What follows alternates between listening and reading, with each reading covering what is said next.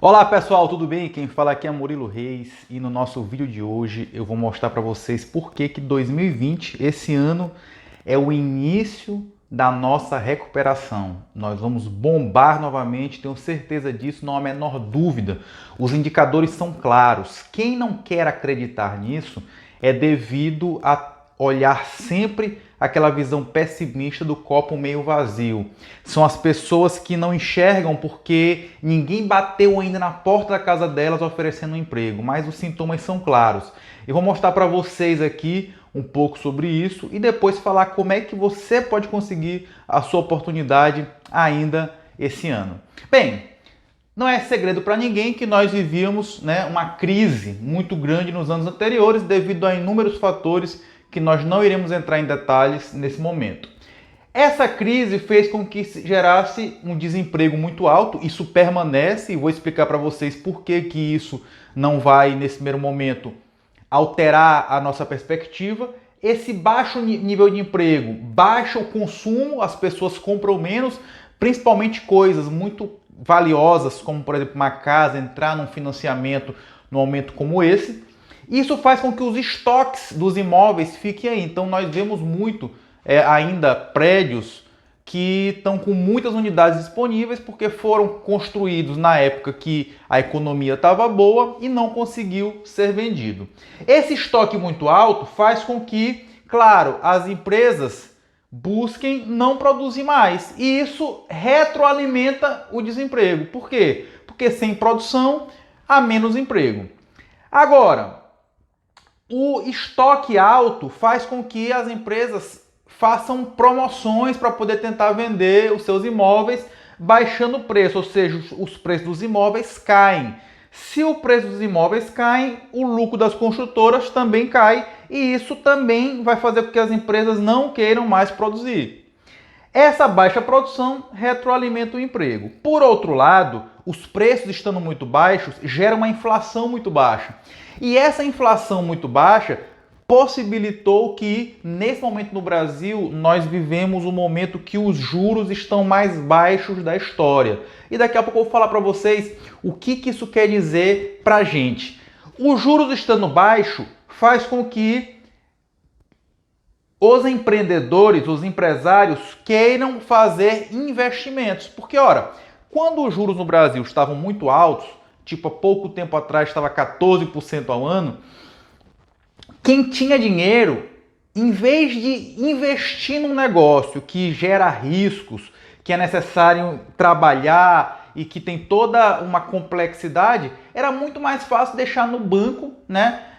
Por quê? Porque o juro estava muito alto, então isso favorece o que nós chamamos de rentismo. Ora, se os juros estão baixos, isso faz com que não seja interessante manter esse dinheiro no banco. E aí as pessoas partem para fazer investimentos, para arriscar, ok? E aí nós vamos então chegar aqui no ciclo, esse foi o ciclo do mal, e agora nós vamos chegar no ciclo do bem, que é onde a economia está começando a melhorar. Ora, se a economia começa a melhorar, a tendência é que haja um aumento do nível de empregos.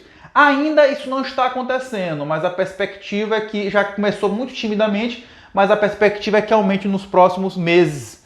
Isso faz com que, tendo mais gente empregada, haja um aumento no consumo, ou seja, as pessoas voltam a comprar, principalmente se houver facilidade. E quando eu falar que facilidade para comprar um imóvel, geralmente é o quê? Juros baixos.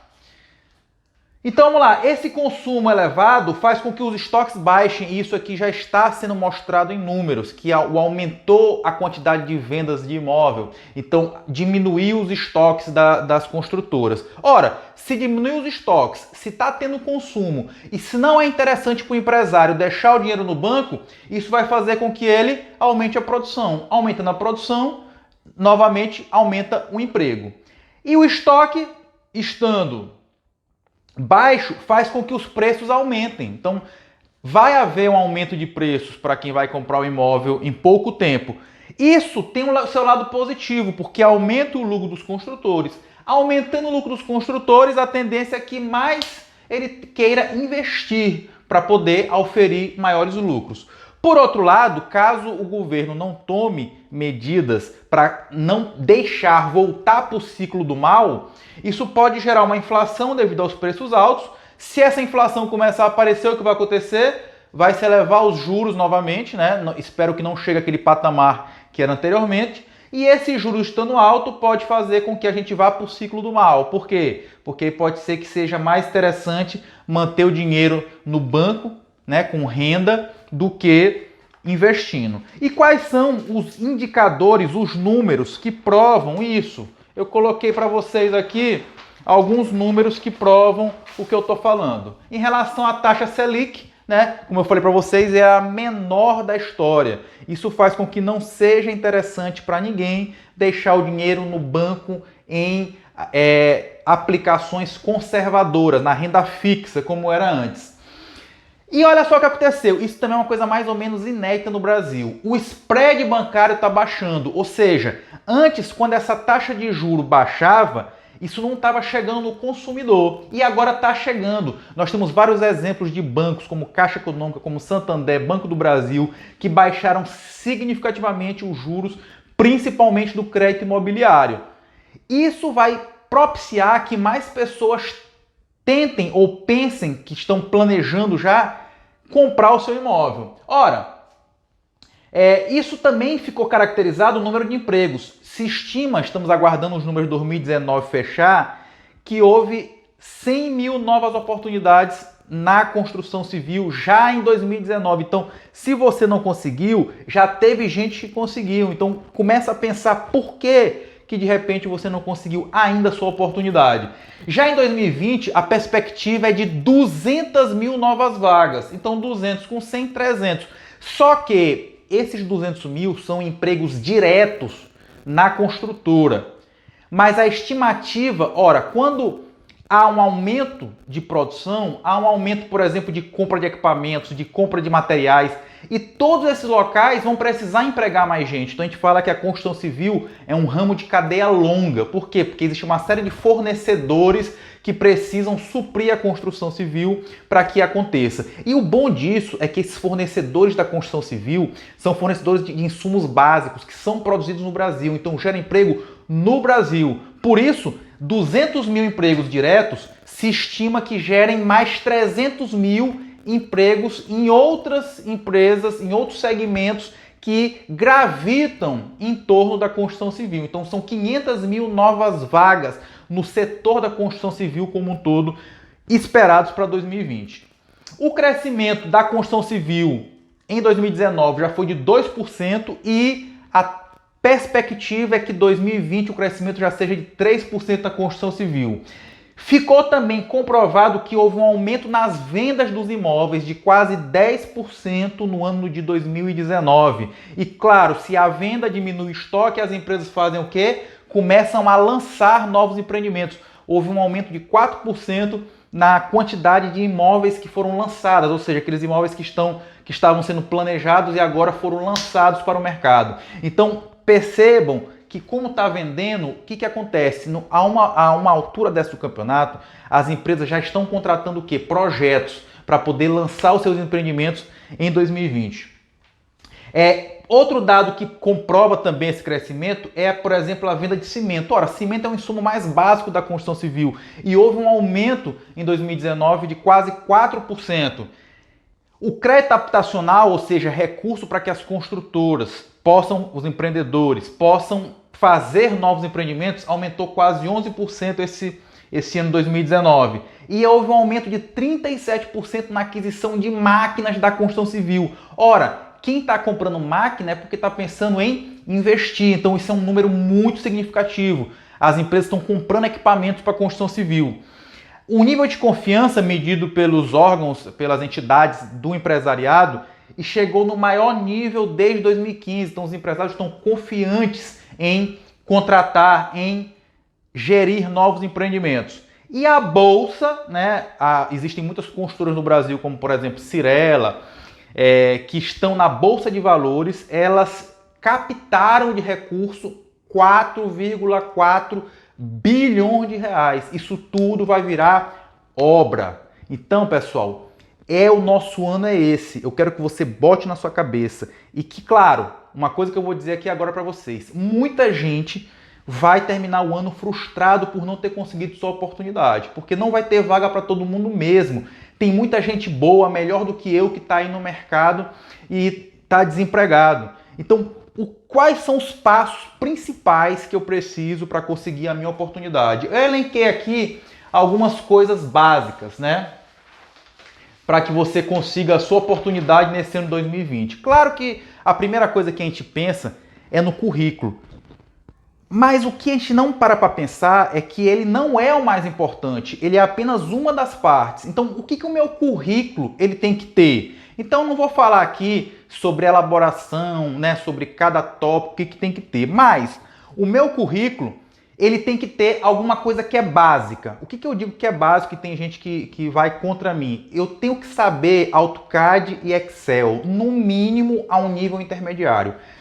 O Excel é a ferramenta mais poderosa da engenharia e também é a ferramenta que eu vejo que as pessoas mais acham que sabem, porque mexer um pouquinho ali e acha que sabe.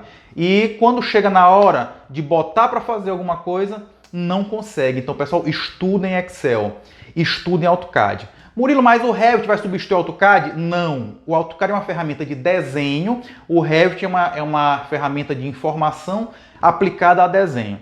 Só que ainda, pelo menos na minha região, pode ser que outro local do Brasil já esteja mais avançado, mas ainda na minha região a maioria das obras é projeto em AutoCAD, sim. E você vai precisar lá fazer um desenho, um complemento, vai precisar pegar uma medida, então tu tem que saber o AutoCAD e o Excel. Esse é o basicão. Se tu não souber isso, for engenheiro, for estudante de engenharia e não souber isso, você é um analfabeto na engenharia. Então corra para poder fazer isso. Detalhe, ninguém quer saber de certificado. A pessoa quer te colocar na frente do computador e tu saber fazer. Então, se tu tá com aquela história de eu não vou fazer porque não tenho dinheiro, lá no YouTube tá cheio de vídeo gratuito. Falta só o quê? Focar. Parar celular, parar Netflix e se dedicar e investir em você. Você é o seu maior investimento. Agora, obviamente que se eu fizer isso aqui, eu tô fazendo só o mínimo. Eu tô competindo de igual para igual com um monte de gente e tem um monte de gente acima de mim. Eu vou precisar também de conhecimentos específicos da área que eu desejo atuar, da área que eu sinto prazer em atuar. Só que, claro, eu tenho que fazer uma análise se no mercado onde eu estou existe demanda para esse nicho onde eu estou querendo atuar. Então foquem em ser muito bom em uma área. Eu vejo muito problema de pessoas que fazem, por exemplo, curso de coisas totalmente diferentes, de estrutura, de instalações, de orçamento. Não. Se você gosta de uma área e se essa área tem demanda no mercado, você precisa ser muito bom nessa área. Eu até faço uma analogia com um iceberg. Eu costumo dizer que na faculdade o professor só consegue te mostrar essa pontinha aqui do conhecimento. Mas a maior parte do conhecimento está aqui abaixo, que vai depender de você estudar. Você nunca estará formado no mercado atual. Sempre você vai precisar estudar mais. Eu estudei muito mais depois de formado do que antes. Para quê? Para que eu possa mergulhar nos conhecimentos da área que eu desejo. Observe o que eu sempre falo. Quando eu estudo pouco, ou seja, eu mergulhei só um pouquinho, esses pontinhos pretos aqui são meus concorrentes. Tem muito concorrente para ganhar pouco dinheiro. E à medida que eu vou mergulhando, vai aumentando os valores, né? E vai diminuindo a quantidade de concorrentes. Então eu preciso me destacar, eu preciso ter um algo a mais. Bote na sua cabeça uma coisa, você precisa saber responder a seguinte pergunta: por que alguém te contrataria? Qual é o seu diferencial? Você tem que ter um diferencial.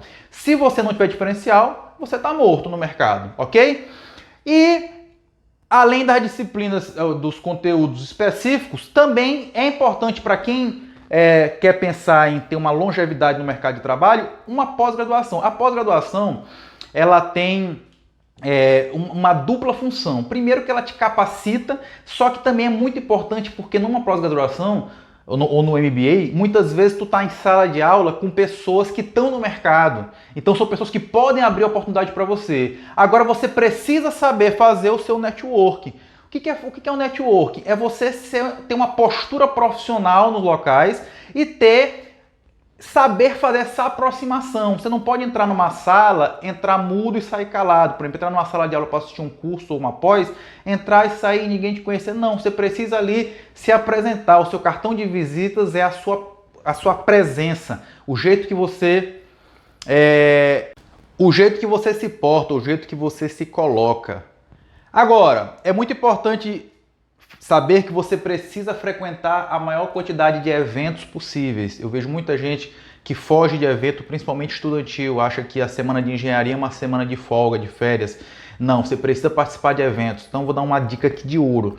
Procure feiras. Por exemplo, a FEICON em São Paulo, você precisa visitar, é grátis, você tem a despesa do deslocamento, mas há uma possibilidade de fazer network muito grande, conhecer novos produtos, novas tecnologias. Você precisa estar nesses ambientes onde é capaz de você encontrar pessoas que estão no mercado de trabalho e que podem lhe abrir uma oportunidade. Agora, lembrando que você precisa ter uma postura profissional, você tem que buscar o contato profissional com essas pessoas. Não basta estar no mesmo local, você precisa se mostrar, a pessoa precisa saber quem você é. Quem não é visto não é lembrado. Agora, uma coisa que falta muito no mercado hoje é proatividade. Eu vejo muita gente que reclama que não consegue emprego, não consegue estágio, mas a forma dele procurar, eu procuro demais. Como é que tu procura? Espera aparecer no WhatsApp ali, enviar currículo para o e-mail tal. E aí depois reclama que não é chamado. Pessoal, algumas vezes eu divulguei algumas vagas de estágio, de emprego. Teve uma vez que eu não coloquei nem a cidade e nem quanto ia ganhar. Eu recebi 200 e poucos currículos de todas as cidades do Brasil. A pessoa não sabia nem quanto é que ia ganhar, mas só queria estar empregado. Então, ou seja, é preciso que você se antecipe a isso. Como? Mais uma vez, postura ativa, visitando, indo nas empresas, batendo de porta em porta, entregando currículo. Né? Mas não basta entregar, deixar na recepção. Você precisa entregar para alguém que tem um poder de decisão, um engenheiro, um diretor. Mesmo que para isso você precise voltar na mesma empresa 3 vezes, mesmo que você pegue um chá de cadeira de 2 horas. Porque tão importante quanto entregar é aqueles 5 minutos que tu vai ter para bater um papo, para você mostrar o que você pode ajudar aquela empresa. Preferencialmente, se tu já tem empresas que você já tem maior interesse, você precisa pesquisar um pouco sobre essas empresas para poder você mostrar que você está afim e dizer em que você pode contribuir, qual o seu diferencial, por que aquela empresa vai lhe contratar, quais os resultados você vai trazer.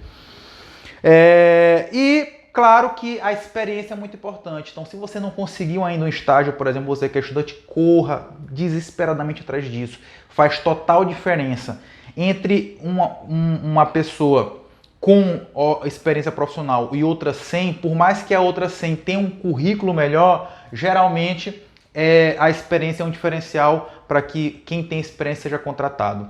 Agora, tudo isso é importante dizer para vocês que gera o chamado QI, que as pessoas tanto falam mal. Pessoal, o QI é muito bom. Significa que você tem um bom network. E não se preocupe que se a pessoa for ruim e for indicado por um parente, por um primo, por um tio, enfim, for indicado sem méritos, as duas pessoas se queimam. A que foi indicada porque não tem capacidade, não tem competência, e a que indicou. Então, procure ter contatos com professores, com pessoas da área, para que você possa ter o QI a seu favor e conseguir a oportunidade e agarrar a oportunidade, mostrando resultado. Ninguém quer saber o quanto você trabalhou, o quanto você se cansou. O que importa é o resultado que você trouxe, preferencialmente transformando isso em dinheiro.